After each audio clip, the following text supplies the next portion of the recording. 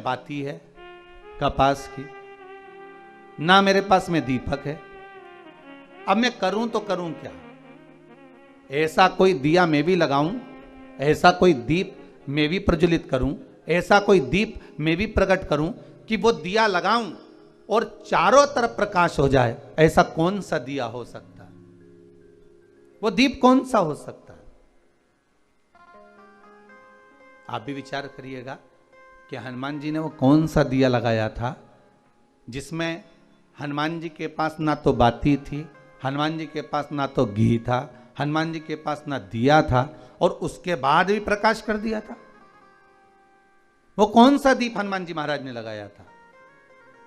महाराज राम जी समझ गए कि हनुमान चाहते हैं दिया लगाने के लिए, तो हनुमान को दिया लगाने भेज ही दिया जाए। और मेरे राम जी ने हनुमान जी को आज्ञा करी, हनुमान सुनो, अब अयोध्या थोड़ी ही दूर पर बची है,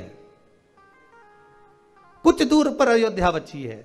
राम तुरंत बोले, हनुमान अब जाओ, सबसे पहला दिया आपको लगाना है अवधपुरी में मेरे आने का। सबसे पहला दीप आपको जलाना है अवधपुरी में मेरे प्रवेश का। सबसे पहला दीप आपको प्रज्वलित करना है मेरे आने का। तो हनुमान जी महाराज बोले, ना तो मेरे पास में रुई है, कपास है, ना मेरे पास में घी है, ना मेरे पास में दीपक है, फिर मैं कैसा प्रकाश कर सकता हूं? तब श्री राम जी महाराज ने कहा, हनुमान जाओ, श्री भरत लाल जी के पास में जाओ, नंदीग्राम में जाओ, और भरत लाल जी से जाकर कहना कि राम अयोध्या में आ रहे हैं। बस सबसे बड़ा अगर कोई दीप होता है, सबसे प्रबल अगर कोई दीपक होता है, तो किसी के चेहरे पर खुशी दे देना। ये दुनिया का सबसे प्रबल दीप होता है, दुनिया का सबसे प्रबल दीप, दुनिया का सबसे प्रखर दिया। बस यही है कि किसी रोते के चेहरे पर प्रसन्नता आ जाए।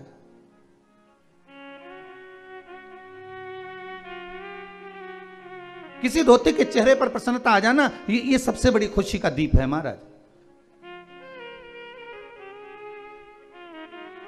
हनुमान जी महाराज पहुंचे श्री भरतलाल जी के पास में। श्री भरतलाल जी तो भगवान के चरणों का स्मरण कर कर आज विचार कर कर बैठे थे कि 14 वर्ष पूर्ण हो गए, मेरे भैया नहीं आए, अब मैं प्राणों को त्याग दूंगा। अब मरने वाले व्यक्ति के पास में मेरे राघव जी ने हनुमान जी को भेजा है। जरा विचार करिएगा, आपके जीवन में अगर दुख हो, तकलीफ हो, कष्ट हो, और मेरे शंकर ऐसी करुणा कर दें, मेरा कैलाशी, मेरा अविनाशी, मेरा शिव ऐसी कृपा कर दे, और किसी कोई ऐसा व्यक्ति जो मरने जा रहा है, सुसाइड करने जा रहा है, जो व्यक्ति ऐसा जो जीवन से हार चुका है, ऐसे व्यक्ति के पास में अगर मेरे राघव जी, मेरे हनुमान जी को भेज रहे हैं, मेरे शंकर अगर किसी को भेज रहे हैं, तो समझ लेना कि वो खुशी का दीप जलाने के लिए आया है, प्रसन्नता का दीप जला। महाराज हनुमान जी ने ना तो कपास था महाराज, ना तो कपास, ना घी था, और ना दीप था, फिर भी हनुमान जी ने एक दिया जला ही दिया। वो दिया कौन सा था? खुशी का दिया। काय का दीप है वो? प्रसन्नता का, वो खुशी का दीप है।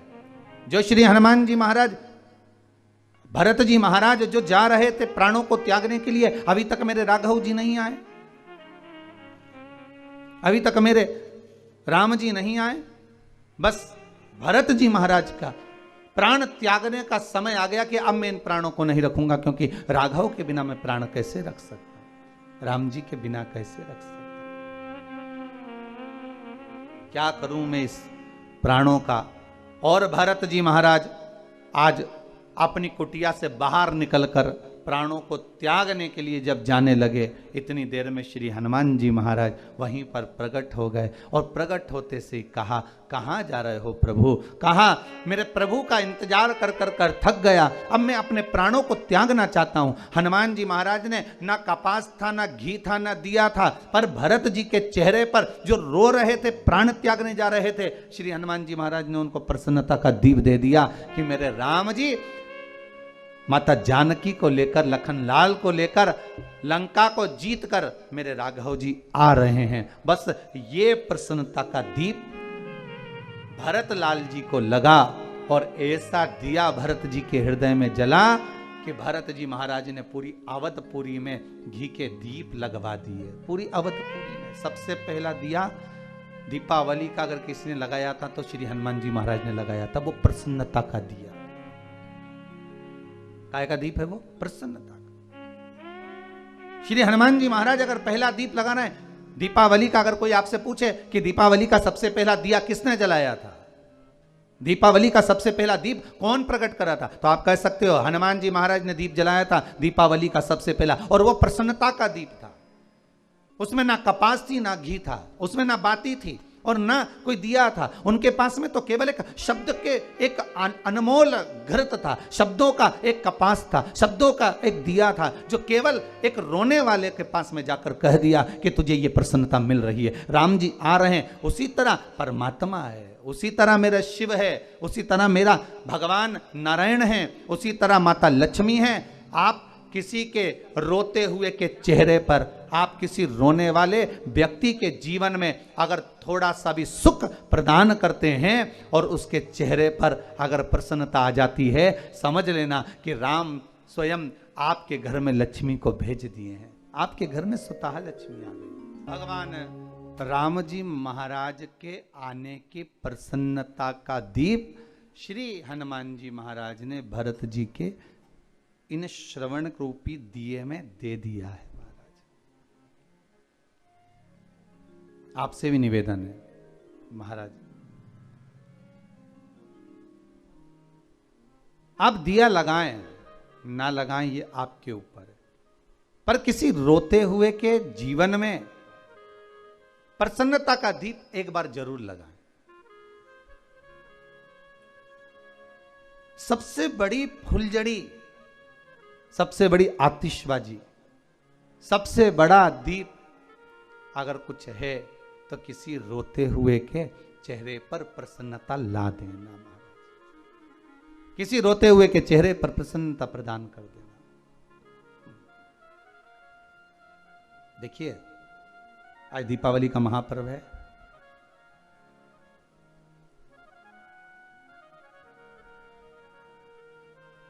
जितने भी मेहमान आपके यहाँ मिलने आने वाले हैं ना, आज से लेके कल, कल से लेके परसों, परसों से लेके नरसों तक, 2-4 दिन में जितने भी मेहमान आपके यहाँ मिलने आएंगे, हैप्पी दिवाली कहने आएंगे, ध्यान देना सबके यहाँ पर खूब चकाचक माल बना होगा, गुजिया भी बना होगा, पपड़ी भी बनी होगी, खुरमे भी बने होंगे, बढ़िया सेव मिक्सचर भी बना होगा। क्यों रे दीनानाथ जी, सही है? तो माल तो सबके यहाँ बना होगा।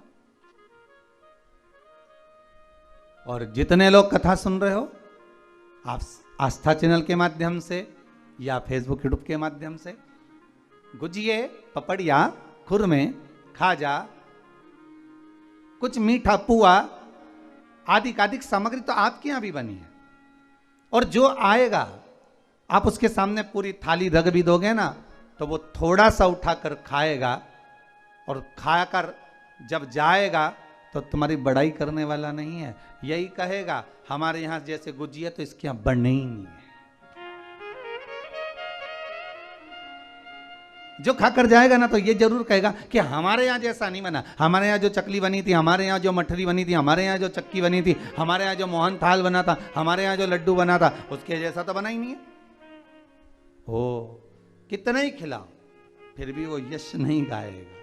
पर शिव महापुराण में बारंबार एक बात आई है कि मेरे भगवान शंकर के विवाह में शिव जी ने किसी को नहीं बुलाया था, वो तो भगवान नारायण सबको लेकर आ गए थे।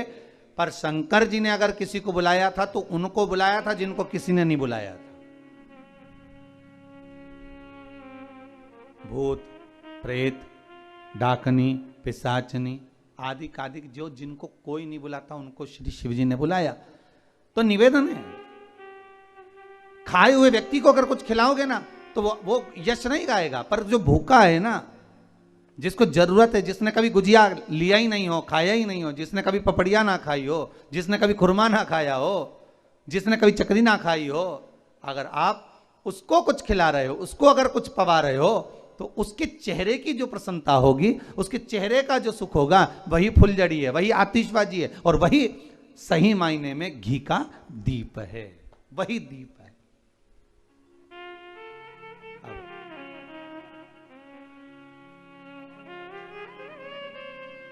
जो भजन अभी गाया था ना, उसमें एक लाइन बड़ी सुंदर है, लगे कुटिया भी गुल। जो कुटिया है वो भी दुल्हन की तरह, अर्थात प्रसन्नता का जो दीप होता है ना, खुशी का जो दिया होता है, तो कुटिया में भी लोग आनंद कर जाते हैं। देखिएगा, जितने बड़े बड़े बंगले बने हुए हैं, जितने बड़े बड़े घर बने हुए हैं, जितने बड़े बड़े मकान बने हुए हैं, इनमें पुताई हो गई एक बार, अब 8 साल 10 साल अटल हो गया, फिर तो पानी फेर दो, पोंछ दो, चल जाएगा। पर एक जो झोपड़ा होता है ना, जो घर छोटे छोटे कच्चे कच्चे, जितने लोग गांव में आदिक छोटे शहरों में जो मकान बनाए हैं, तो उनका भाव देखिएगा, वो रंगोली भी डालेंगे, वो लीपेंगे भी, पोतेंगे भी, पुछाई भी करेंगे, 15 दिन पहले से सफाई का क्रम चालू हो जाता है, उनका आनंद सुख प्रारंभ हो जाता है, आनंद सुख वो चालू, वो प्रारंभ, भाव भगवान को बुलाने का होना चाहिए।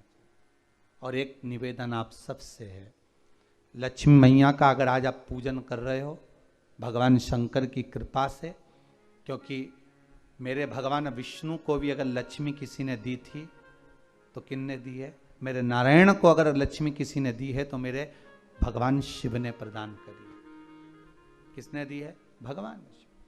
नहीं तो माता लक्ष्मी की माता ख्याति देवी तो लक्ष्मी जी को भगवान शंकर को दे रही थी, भगवान शिव को, पर मना कर दिया बाबा ने। बाबा बोले नहीं ख्याति माता, आप अपनी बेटी, अपनी पुत्री लक्ष्मी का विवाह अगर करना चाहती हो तो भगवान विष्णु के साथ करिए, नारायण के साथ करिए। तो भगवान नारायण को भी अगर लक्ष्मी प्राप्त हो रही है तो भगवान शिव की कृपा से प्राप्त हो रही है। तो निवेदन आपसे भी है कि भगवान शंकर का स्मरण करना। दीपावली का पर्व है, घर में जब शाम के समय आप लक्ष्मी का पूजन कर रहे हो, भगवान शंकर का अनुमोदन कर रहे हो, भगमाता लक्ष्मी को अपने घर में प्रवेश करा रहे हो, तो नमः शिवाय पंचाक्षर मंत्र का स्मरण करिए, श्री शिवाय नमस्तुभ्यम का स्मरण करिए, श्री गणेश जी महाराज का स्मरण करिए, और तब लक्ष्मी की पूजन करने बैठिए। और माता लक्ष्मी का पूजन करते समय आपके मन में यह भाव प्रबल आना चाहिए कि माँ, हमने जो पूर्व में गलती करी, हमने जो पुरानी गलती करी हो सकता है कि हम आपका सम्मान नहीं कर पाए हो सकता है आप हमारे दरवाजे पर आई हो, हम आपका आदर ना कर पाए हो, पर माँ आज क्षमा मांगते हैं, ऐसी कृपा। इसलिए आपको पहले भी शिव पुराण में कहा, पंचाक्षर मंत्र नमः शिवाय बोल लेने से सारे दोष, सारी गलतियां क्षमा हो जाती है, समाप्त हो जाती है, मात्र पंचाक्षर मंत्र। और आप अगर भगवान भूत अधिपति भगवान शंकर का स्मरण कर कर, पंचाक्षर मंत्र का स्मरण कर कर अगर आप पूजन में बैठ रहे हैं, लक्ष्मी पूजन कर रहे हैं, तो ये पक्का है अगर हमसे कुछ त्रुटि हो भी गई तो भगवान भोलेनाथ उसको क्षमा कर देंगे। और माता से निवेदन करना, हे लक्ष्मी मैया, हे वैभव लक्ष्मी, हे माता अष्टलक्ष्मी, हे माँ संतान लक्ष्मी, धान्य लक्ष्मी, वैभव लक्ष्मी, प्रतिष्ठा लक्ष्मी, यश लक्ष्मी, कीर्ति लक्ष्मी, आरोग्य लक्ष्मी, संतान लक्ष्मी, हे माँ ऐसी कृपा करिए, आप हमारे घर से रुष्ट होकर ना जाइएगा। ये घर, ये परिवार, ये सब आपका है, सब आपका, ये किसी दूसरे का नहीं। मां, पूजन करते समय माता लक्ष्मी से जरूर कहें, मां 4 साल हो गए, 2 साल हो गए, ये 2 वर्ष जो ये कोरोना महामारी